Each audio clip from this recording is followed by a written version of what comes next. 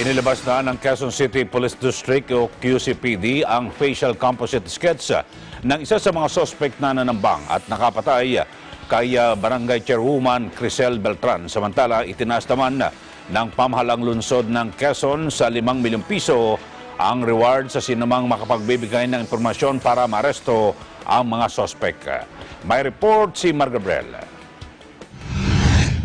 Ito ang facial composite sketch ng isa sa mga pangunahing sospek sa pananambang at pagpatay kay Barangay Chairwoman Crisel Beng Beltran ng Barangay Bagong Silangan sa Quezon City.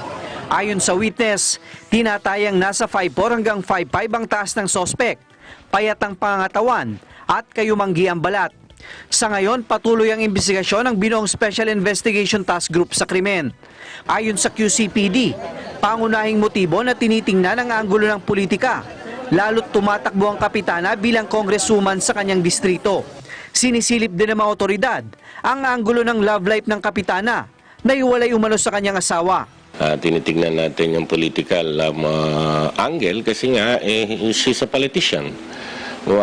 She's also a businesswoman. She is also a person who was in love. So lahat itong anggulo na tinitingnan.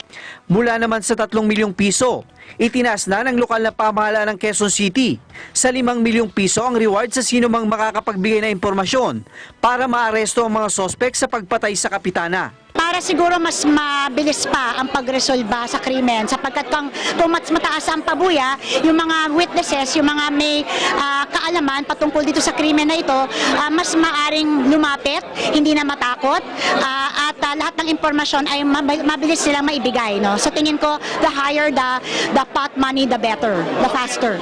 Yung 5 million na yan, malaking tulong yan at marami nang it has been proven na pag may reward, nasosolve yung krimen. So, I'm appealing to the public kung sino ang nakakita dito sa tao na to na ipagbigay alam lang po sa number na nandito rin sa ilalim para masakagyat ma-solve natin itong krimen na to. Sa isinagawang sesyon ng konseho, dumalo ang mga kaibigan, kaanak at mga kasamaan sa trabaho ni Beltran.